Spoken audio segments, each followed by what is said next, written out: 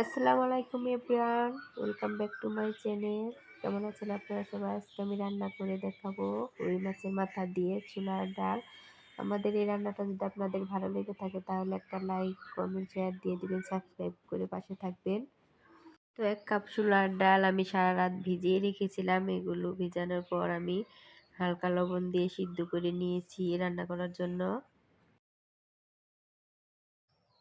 একটা রুই মাছের মাথা আমি 6 পিস করে কেটে নিয়েছি। এখানে হলুদ, লবণ আর হালকা মরিচ মিশিয়ে এগুলোকে তেলে ভেজে নেব। এখানে আমি সব শুকনো উপকরণগুলো প্লেটে আলাদা আলাদাভাবে নিয়েছি আপনাদের দেখানোর সুবিধার জন্য। এখানে আমি 1 চা চামচ মরিচের গুঁড়া, 1 চা চামচ হলুদের গুঁড়া, 1 চা চামচ ধনিয়া ও 1 চা চামচ জিরা গুঁড়া আর নিয়েছি স্বাদ মতো লবণ।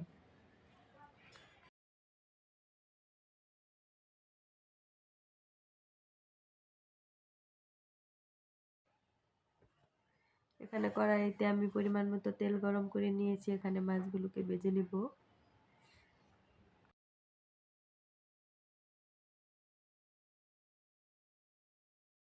মাছগুলোকে আমি ভালোভাবে উল্টে পাল্টে ভেজে নেব।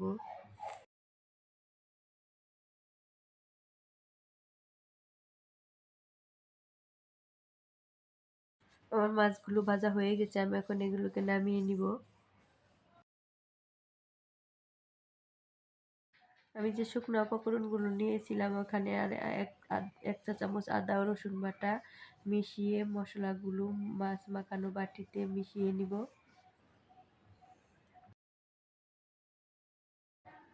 আর আমি এখানে সেই ভাজি মাছগুলোকে নামিয়ে রেখেছি। প্যানেতে আরও কিছু পরিমাণ তেল দিয়ে এখানে আমি পেঁয়াজ কুচি সাথে তেজপাতা আর 2 টুকরো দারচিনি দিয়ে দিয়েছি। এগুলোকে ভালোভাবে ভেজে ব্রাউন কালার করে নিয়ে তারপরে মশলাগুলো এখানে দিয়ে দিব।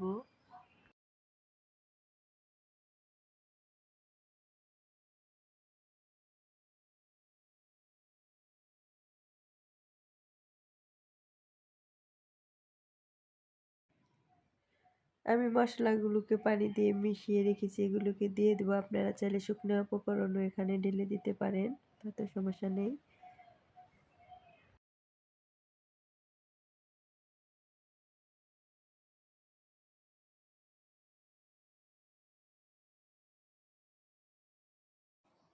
আমি মশলাগুলোকে এখন দিয়ে দিচ্ছি।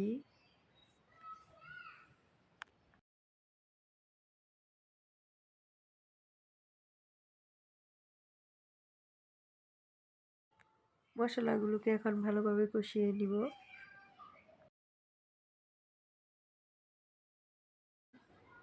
ভেজে নেওয়া মাছগুলোকে আমি আবারও ভালোভাবে একটু কষিয়ে নিব।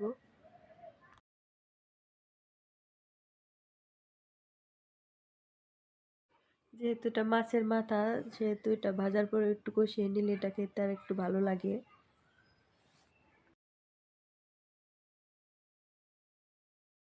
এখন মাছের মাথাগুলোকে আমি উঠিয়ে একটা প্লেটে রেখে দিব।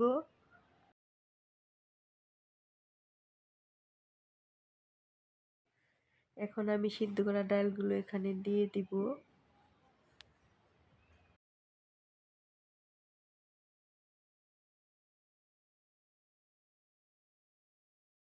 ডালগুলোকে ভালোভাবে মশলার সাথে মিশিয়ে আমি ঢাকনা দিয়ে ঢেকে রেখে দিব।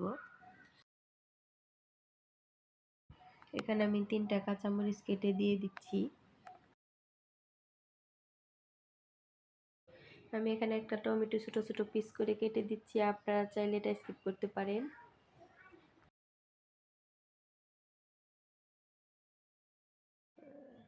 টমেটো দিয়ে নেড়ে চেড়ে আবারও ঢেকে রেখে দিব।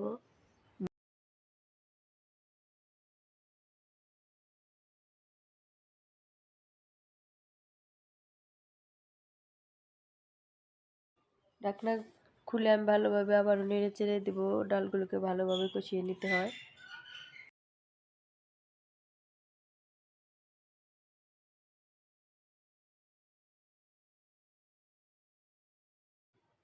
ডালগুলোকে ভালোভাবে কষানোর পর এখানে আমি 2 কাপের মতো পানি দিয়ে দিব।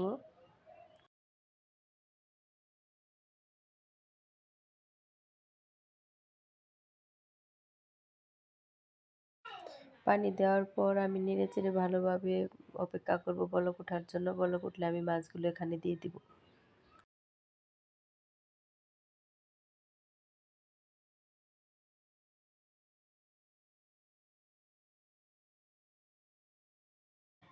আমি এখানে ধনিয়া পাতা দিয়ে দিব, ধনিয়া পাতা দিয়ে দিলে ফ্লেভারটা ভালো লাগে।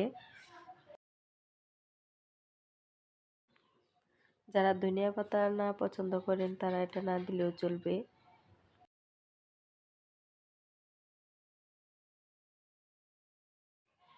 আমাদের তরকারিটা প্রায় হয়ে এসেছে, আমি এখন এটাকে নামিয়ে নিব আর আপনাদের পরিবেশন করে দেখাবো এটা কেমন হয়েছে। ফাইনালি রেডি হয়ে গেল আমাদের মাছের তরকারি। আমাদের রান্না যদি আপনাদের ভালো লেগে থাকে তাহলে কমেন্টে অবশ্যই অবশ্যই আমাকে জানাবেন প্লিজ। ধন্যবাদ। আল্লাহ হাফেজ।